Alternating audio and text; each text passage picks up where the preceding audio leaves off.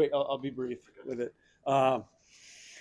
Thank you, Mike. Just excited to be here, everyone. Have some quick thank yous to run through real quick and then jump into your questions. I don't want to sit up here and bore you too much. I know you probably got a lot to throw at me, but first of all, I want to thank my wife and daughter. They're here. They came with me today. My wife, Lindsay, my daughter, Lillian. Really excited to move out here and start our new chapter of our life here in Norman. I want to thank the search committee that brought me here to Norman. Randall Stevenson, Joe Castiglione, President Haraz, and Jake Rosenberg. Thank all those guys. Excited to be here with Coach Venables and the staff. I know a bunch of these guys from over the years in scouting when I was in the NFL and then my time at the Senior Bowl. So excited to get to work. Excited to get out here and help them find good players to build this thing up and build championship football teams. So open it up. Ready to go. Okay, well, let's start with Ryan Aber, front row from the Oklahoma. Yeah, Ryan. Jim, hi, nice to meet you. I know that you've talked about the OU brand and that being a draw for this position, but I'm curious, outside of just that, why did this make sense for you, given your background and moving to college football as compared to what you were doing at the Senior Bowl or what you have done in the NFL? Well, I told Mike I was going to mention this. The OU brand goes way back. So my first poster as a kid was Billy Sims, and my first jersey was Billy Sims. I was a huge Detroit Lions fan, so it wasn't an OU jersey, but it was a Billy Sims jersey. But no, an incredible challenge. This is growing up as a kid wanting to get into scouting. I was so focused on the National Football League, and now these jobs are evolving in college football. It's just a great opportunity, great place. Wanted to go somewhere where I could win championships. We could win championships, and this is certainly that place. So, just ready for that next challenge. This is a really cool opportunity. I think a lot of schools right now are saying they're going to a new model, and maybe not really fully embracing a new model. And that's what I felt when I was here on the interview. I really felt that from the leadership here that they were ready to embrace this. And I'm just excited to get to work with Coach Venables. This is going to be a great partnership. He's a great coach. Just over the years, seen him at Clemson. I don't go way back to when he was here at Oklahoma the first time. I wasn't in this part of the country, but watching him do his thing and teach guys on the field and motivate those guys at Clemson was great. Now I just want to come in and help him find really good players. Appreciate it. Stay on the right side, George Stoya, Sooner Scoop. Yeah, Jim, I was Hey, George. if you could give us a little bit of a structure breakdown of how this is going to work in terms of you and Brent collaborating, as well as what does this front office look like? Like, how many people does it look like to staff something like this? Yeah, we're working through the staffing right now. The number thing, yes, we need to have a more robust staff. There's some good people in place who I met, and I've known Drew Hill forever. I think we go back 20 some years. He was the pro liaison at Fresno State when I was scouting on the West Coast as a young guy. So good people in place, but yeah, we're certainly going to be making a lot of hires. And the school's committed to that, and that's great. That's what it's going to take. So, in terms of the structure, we're working through like org chart stuff. I'm not going to get into details there, but we're going to bring in good people. Want to bring in some people with NFL experience.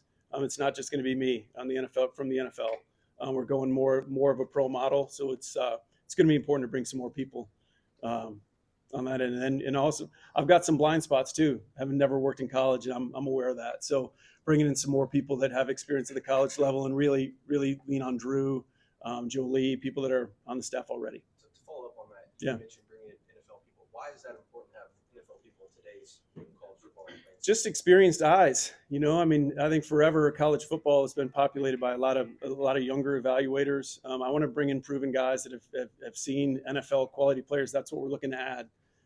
So bringing those guys down from the NFL will be important, especially in the portal, because that's where they've been really focused. And so then we have to beef up the department with more guys that have been on the college side too. So it's two, and then we're all going to cross train. It's going to be really important. We're not going to stay like siloed. So coming from the NFL's done a really good job, like the last decade probably, of cross training all their scouts. And we're going to do that here. We're not just going to live in college. We're not just going to live in high school. Everyone's going to be involved in everything, really collaborative. Yep. On the aisle, Eric Bailey, Tulsa World. Jim, welcome to Oklahoma. Thanks, Eric. I wanted to ask you kind of a two-part question, kind of different topics a little bit too. But what's your earliest and just some of your memories of working with the University of Oklahoma through scouting and also with the Senior Bowl? And the second question is, what do you think it'll be like dealing with agents of high school athletes agents that probably aren't familiar with the process when you have so much experience, especially when they try to strong arm you a little bit, might try to play the systems. So earliest memories of Oklahoma, I mean, just going back to a kid with Coach Switzer's teams, I'm going to go over and get together with him on Friday, which I'm really excited about. The guy's a legend, obviously. Just watching the wishbone and those teams. I mean, that was, and then scouting, I'm trying to think of my first years in here, probably like 09 through 13 when I was in Kansas City is when I was coming through Norman the most. And then in Senior Bowl, we've had a bunch of OU guys. I just saw Bill Beedenbow upstairs, and I told him now it's my job to help him find some more guys like that. But he's a great one.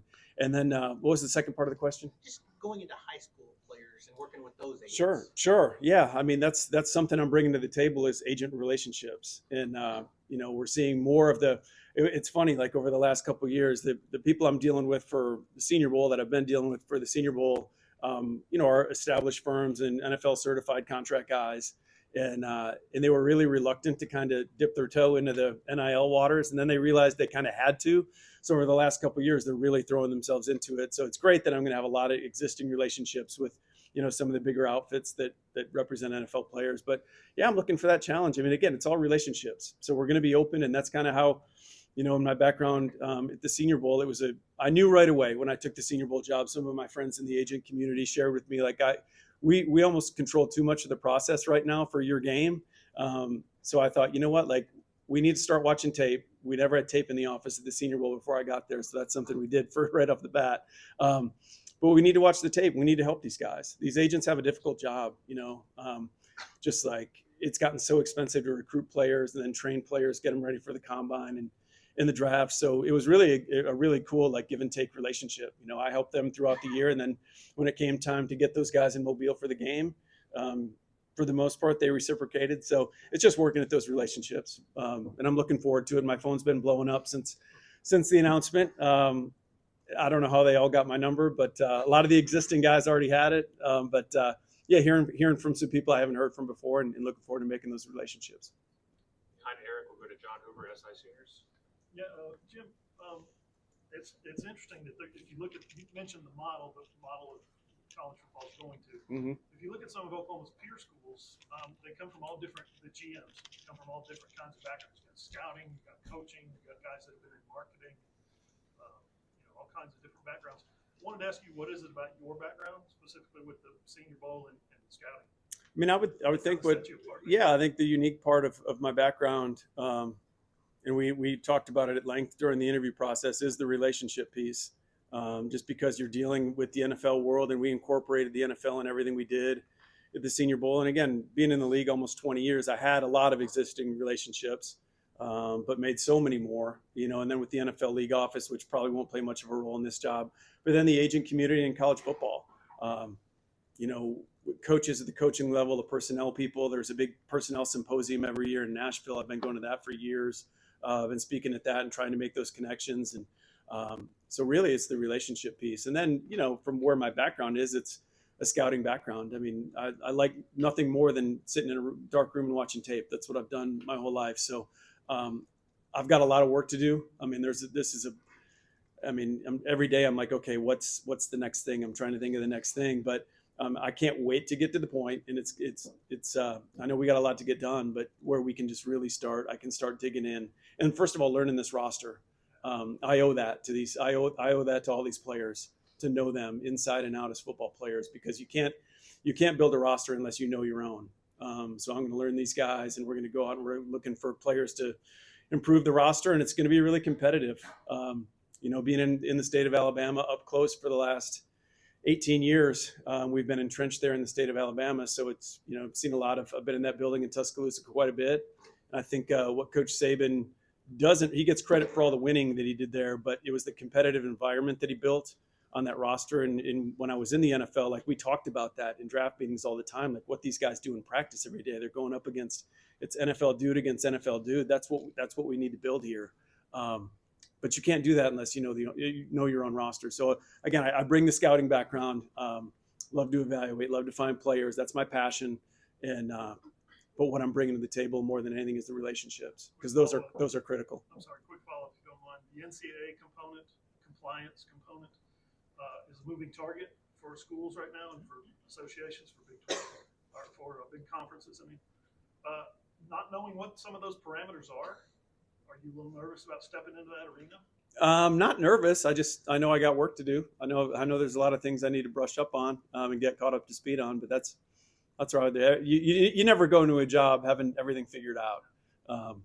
So I'll definitely need help on that front. And I'll work at that. Thanks. Yep. Thanks to John Colton Sully, the Oklahoman. Hey, Colton. You mentioned it a little bit there about getting to know the roster. I was just curious if you had any early impressions evaluating the roster, and then also spring portals almost a month away. I was curious if you had any goals that you wanted to accomplish before that. Well, the biggest goal right now is making some hires and getting some people here in Norman that can help out in terms of the roster. I mean, nothing too big picture to share. I mean, it was fun watching Mateer a little bit before I came on the interview. Want to get a look at him, but no, too early for that. Again, I got a lot of work to do there too. But I think the first goal is just to get some guys here to help lift this thing. Okay, we'll come over to the left side. Jesse Crittenden, OU Insider. Hey, Joe. Hey, Jesse. Hey, you've talked about it a little bit, but Brent kind of mentioned that one of the values of the general manager is he can really focus on really being a head coach because that title has gotten so big over the last couple of years. Just how important is that for you? Maybe just to even taking more and more off his plate, and also Absolutely. No, absolutely. When I came in on the interview, that's the one thing I wanted to do is just assure the coaches that I'm here to help. I mean, this is going to be a really fun collaboration. I saw it firsthand in the NFL. Like Brent and I's relationship is going to be critical, and he and I both know that we have to be really intentional with our communication. And I think the best example I was ever around was John Schneider and Pete Carroll in Seattle, and they had a really awesome 14-year run together. So I've seen it. I've seen what it should look like. So no, I'm excited about that. But again, I'm here to help. I'm here to help them find players, take some stuff off their plate. I mean, Brent doesn't need to be negotiating all these contracts. I don't think that's a coach's place at all. And then for coaching forever, it's been evaluate, right? It's been recruit, and then it's been develop and coach. And now there's this retainment piece. And I think that if schools aren't looking at that and saying, well, how can we create more time for our coaches to work on the retainment piece and build culture and develop a place where players want to stay? Because the worst thing that can happen is we bring in good players and lose good players. I mean, that's whether it's in college, the NFL. I mean, if you draft a good player in the NFL and you develop him and he gets to his free agent deal and you lose him, like that's worst case scenario. So to me, we're the scouting staff we bring in. I mean, we're going to really take a heavy lift off the evaluation side. We're still going to include the coaches. There's no doubt. I learned early on my first job in the NFL, interning in Green Bay. I had an opportunity to drive Ron Wolf, the GM, to the airport as an intern from Green Bay to Milwaukee. So it's quite a thrill for me as a 22-year-old kid. But I'll never forget. He was telling me, he's like, Jim, never force a player down a coach's throat. Never do that because it won't work out. And I was part of some clubs where we did that a couple times and it didn't work out. So people have asked, like, what's going to happen if you and Brent don't see the same? There's enough high school players and players in the portal that we're gonna find common ground on for sure. I'm not worried about that. But so the coaches are still going to be involved in the evaluation. I want to know which guys they want to coach. Through the recruiting process, when they get to know these guys as people better than we probably will on the scouting side. Okay, well that's where we're really going to come together and blend the talent and the makeup of the player to bring the right guys, because it's not always finding like the most talented guys. It's finding the best fit for OU, especially now in this age. In this era where guys can just get up and go. We want guys that want to be here. And the cool part of being outside of college football, like I have been. I've had a lot of people on the inside share stories with me and on the pitfalls and what they don't like about it, whether that's coaches or administrators. So I've taken a lot of notes over the years on if I got an opportunity like this, things we maybe would do different. And I think one of the things is just taking some of the load off the coaches, because I can't tell you how many coaches over the last 3 or 4 years have called and said, Jim, if you hear anything in the NFL, keep me in mind, let me know. Like, I'm really looking to bounce. And, the follow-up question is always like, why? Why do you want to leave? You're at a great school. You're at a great program. So there's obviously something going on within college football when coaches want to leave good jobs. So again, I credit the leadership here at OU that they saw that too. I'm not saying that's the only reason why I'm sitting here, but to take some of that load off these coaches, I think is important. Okay, stay here, Tom Green with Sooners Illustrated. Hey, Tom. You mentioned your time in Seattle with Pete Carroll and John Schneider. I've heard you reference the mantra "no walls" Yeah. before. Just can you explain what that mantra kind of means to you and how it might apply to your vision for what this front office is going to look like? Yeah, absolutely. And again, I've been fortunate to work in some really good places. But again, when you work in the NFL, it's a really small fraternity. Everybody talks. You kind of hear where other places are, and I mean, believe it or not, I think it's getting better than it was 20 years ago, 25 years ago when I got in the league. But there were some buildings where there's a clear division between scouting and coaching, and that's never going to work. And that was John's mantra and Pete's mantra in Seattle was no walls. So and that included the business side as well. We'd have a cafeteria and everyone would be down there, and it was just felt like one big family. So certainly on the football side, the guys that we bring in are going to be excited to work with this coaching staff because it's going to be a blend. I mean, we're going to do the bulk of the eval work is kind of how I see it. And they're still going to do, the bulk of the recruiting. Now, I think I want to play a role when we get guys on campus. I think there's some value there. I think, some of the guys I'm looking to bring in will have value in this building, just with their NFL backgrounds of the players. But this has to be, and that's the fun of it. Like with the Senior Bowl job, it would have been easy for me to just sit in an office in Mobile and watch tape and pick players, but that would not have appealed to me at all. And that's why we built out a personnel department. I had all these retired NFL scouts, not always retired, but guys that were, between jobs. And it was just great. Like I kind of thrive in a collaborative format. So that's what we're going to do. This is going to be where everyone that comes to the building it's not going to be Brent's guy. It's not going to be my guy. It's going to be an Oklahoma guy and the staff's guy. So that's just what I believe because I've seen it work. I think it's the only way. Far left, Mason Young, Tulsa World. Hey. Just curious, and this may be too kind of broad of a question, but do you kind of have an idea of your short list of like, okay, this is what I look for in a player and also in building my team? Like, is it traits, or is it guys that maybe do a little bit more with less talent? Can you kind of maybe give us the short of like what you're wanting to build with? That is a broad question, but I like it. I'm not going to get too specific. I don't want to, I was very open in my Senior Bowl role, especially on social media with some things. I'm really going to close that up a little bit now. But no, I would say, coming from Seattle, and I was part of a couple different models. Patriots and Seattle were two very different buildings, two very different cultures that I was a part of. But when it comes down to what we look for in football players, I mean, this is going to be a traits-driven roster. I mean, to boil it down in its simplest form, when you walk out on a football field on a college football Saturday, and what you'll see the NFL scouts down there with their notebooks, and what they're doing is they're body typing players. There's something to be said. The team that usually looks the part and looks better on the hoof is the better football team.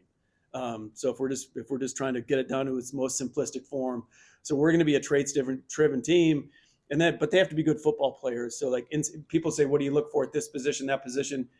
To me, you have to be instinctive at every position. If you're not an instinctive football player, you better have rare speed or some rare physical trait to overcome, maybe a lack of instincts. Like for a linebacker, if a guy's not really instinctive, doesn't see it quickly, well, he better be able to roll. He better be able to make up for that with foot speed. So we are going to be a traits-driven organization for sure. And then again, I really lean heavily into the makeup of a player. I think watching the tape is the easiest part, especially if you've done this as long as I've done it. The hardest part is figuring out the person. And it's probably a little easier at the college level than at the pro level because you get to spend a lot more time with them through recruiting here in college than the NFL guys do. Literally, they've got like 3 months to figure these guys out right now. So that's what I would say. I mean, we just need to find the right guys. You guys that love football, guys that are highly competitive, guys that want to be around the building. That's when I was a scout, I would come into buildings and, ask the secretaries, who's around here a lot? Do you see so-and-so around here? And if the answer was no, he's not really around here very much. Well, that was a huge red flag for me. So we want guys that love football, and it's easy to say, like, you can't ask a player if he loves football. Of course, he's going to say yes. So we got to figure out ways through recruiting, like we had to in the NFL. Like, how are we getting to that answer? How are we really going to figure out which guys love it?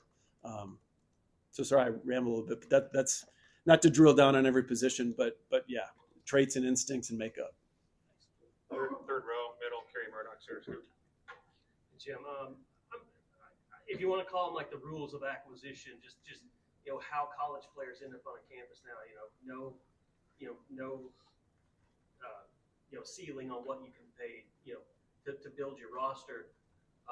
Everybody expects something eventually to more guardrails to be placed on it, but how do you operate now until you know the certainty of what those guardrails are, what revenue sharing would be, what NIL rules are? Like, do you operate just the same as you will when all this stuff gets figured out, or do you have to operate differently? No, I think that's a great question. I think you need to operate differently. So really, the biggest thing right now in college football, in my opinion, is it's not just the we need to nail the evaluation.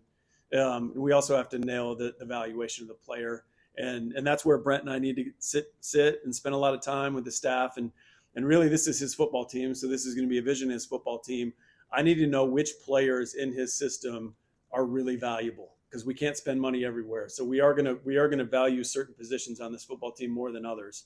I've got my own ideas of what those are, but certainly, Brent and I are going to get together, and that's where we're going to spend. And then again, if you have good players, if you have impact players, you need to take care of impact players. So you can't let those guys walk. So we're going to have pillar type players that we don't want to lose, and regardless of position, if we're doing a value chart of the roster, position by position, and it's a position lower, but we've got a great player, we've got a top 100 NFL draft pick, or a top 50 NFL draft pick, like, we're going to figure out a way to keep that guy here.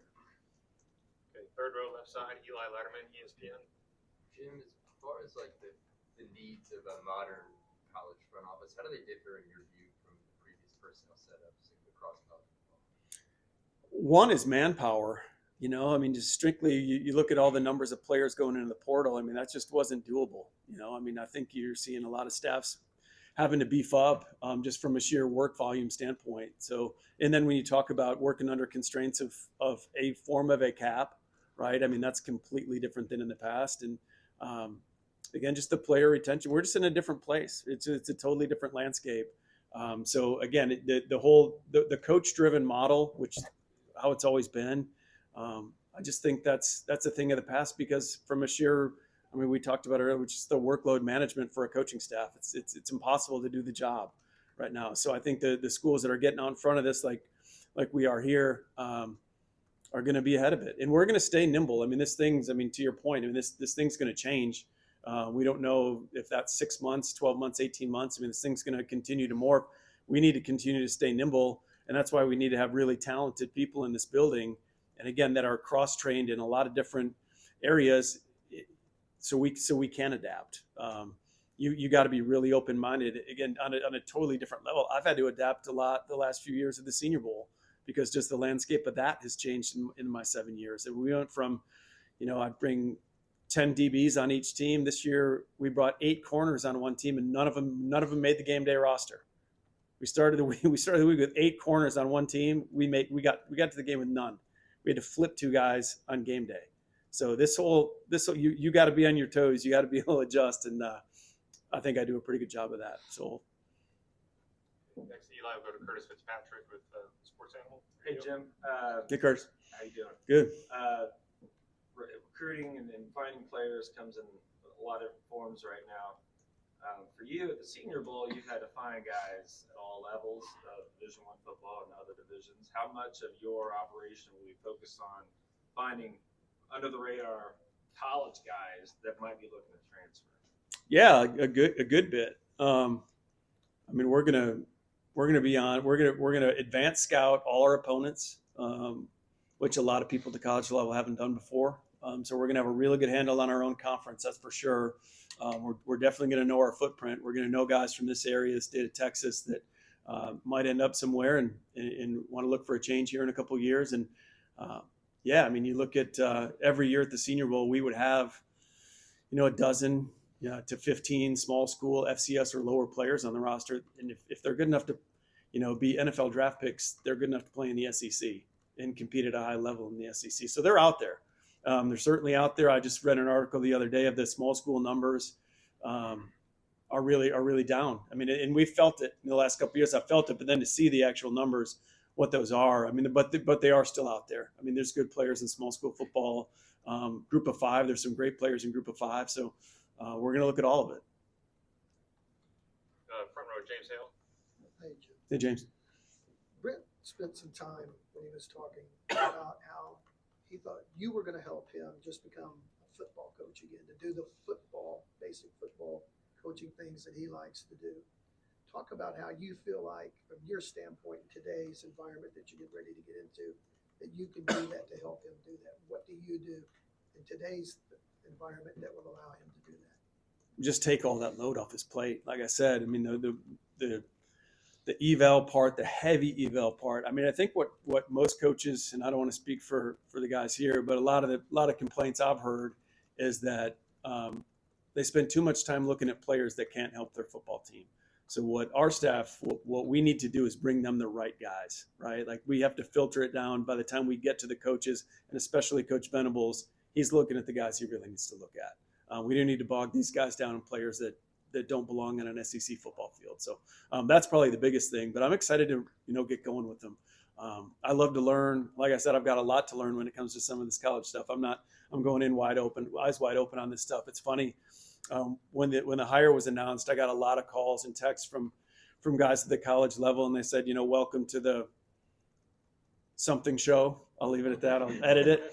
And I really don't look at it that way. I think it's a really cool opportunity. And again, I've heard a lot of people complain about it. But there's an old saying, there's a book called "The Obstacle Is the Way." And I think we got to embrace it.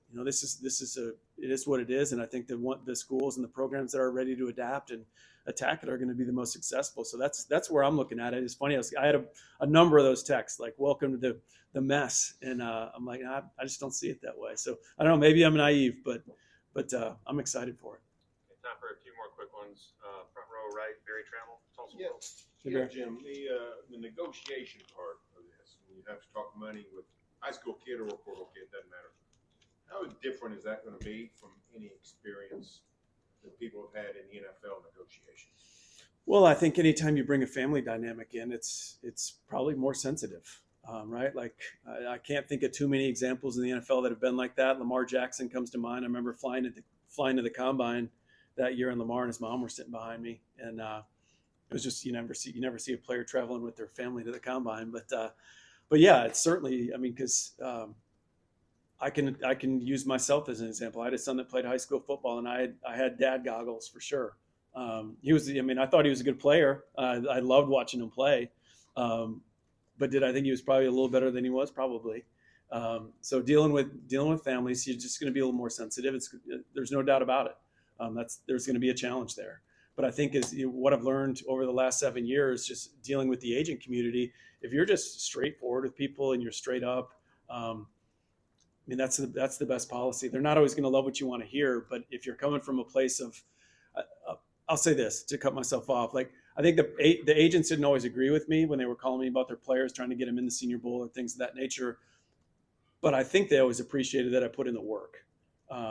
They didn't always agree, but I think they respected it. And the same thing's going to apply here. Like, we're going to be really open. And this goes back to my time in the NFL. I worked with a former NFL player, a great former NFL player. One of the teams I was with, they brought scouts in to help cut players for a cut down. And it was the first time ever doing it. And I asked him his advice on it as a guy that played in the league at a high level. And he was like, man, you just can't BS players. He's like, just tell them why we're cutting them, exactly why we're cutting them. They need to know that. They deserve to know that. So these are just going to be really transparent, truthful conversations. And it's always going to be, it's for us, if they're in this building, it's always going to come from a place of care. If they're in this building, we're going to try to get them to wherever they want to get to. And I think most of these guys coming into this building would want to play in the NFL someday. I think that would be a goal for most of these guys. It should be if you're an SEC level recruit. But who knows, along their path, maybe that changes. But we'll always be truthful with our players and with the families as well. I'm certainly going to be sensitive to that because they're not used to negotiating either, right? I mean, there's going to be emotion involved because that's not something most family members have ever done, is negotiate a contract on behalf of a loved one. I mean, just saying it out loud. I mean, I think everyone in the room can feel like, yeah, that's probably going to be pretty difficult, pretty awkward. But I think if people know that you're coming from a good place and you care about them, I think that's that's the best place to come from. Okay. Last one, far right, Ryan Chapman, SI Sooners. Hey, Ryan. Look at the pro model of talent acquisition, draft, free agency versus recruiting, transfer portal. What aspects do you think are going to be the easiest, like for like, lift these processes and then streamline versus what's going to take the most tweaking to adjust at how college football rosters get populated? Could you rephrase it? Yeah, well, like what's the easiest? I'm not. Yeah, your processes of draft, free agency, being able to for an NFL roster. What's going to be the most similar to just translating that to going after guys in the portal or evaluating recruits versus what's going to take the most tweaking to move off the NFL to adjust to how you have to work in college football? Sure. No, I mean, I think the easiest thing will be the portal because it's apples to apples, right? Not in every case. I mean, if you're evaluating a FCS level player, Division II player, it's not SEC, but it's still college to college. So I think anytime you're evaluating a college player compared to a high school player, there's less projection. So to me, that's easier. Is that answering it? Yeah. I mean, and that's why we're going to attack the portal. I mean, there's good players, and there's a lot of examples. There's a handful of schools out there the last couple of years that have done great work in the portal. And people have asked me, like, what's that breakdown going to be? I can't answer that because it's just like that. Every draft has different strengths, and there's certain draft. Like this is a pretty strong draft. It's not great, up top in the draft, but there's some really good depth to this year's draft just because of the extra COVID year and everything. So this is a deep draft. There's going to be every year in the portal is going to be different, in my opinion. So we got to get in there and we're going to have the players evaluated. We're not going to react. We're not going to be reactionary. We're going to, there's certainly going to be players that take us off guard, and that's going to happen. But we're going to try to get that thing scouted as best we possibly can, so we're not reactive. So we got our ducks in a row, and these guys jump in, and we can jump on them. But again, it's going to be different. So so someone asked me recently, like, what break it down? Like, what's the percentage? I can't say that because I think every year is going to be different. Okay, that's all we have time for. Thank you, Jim.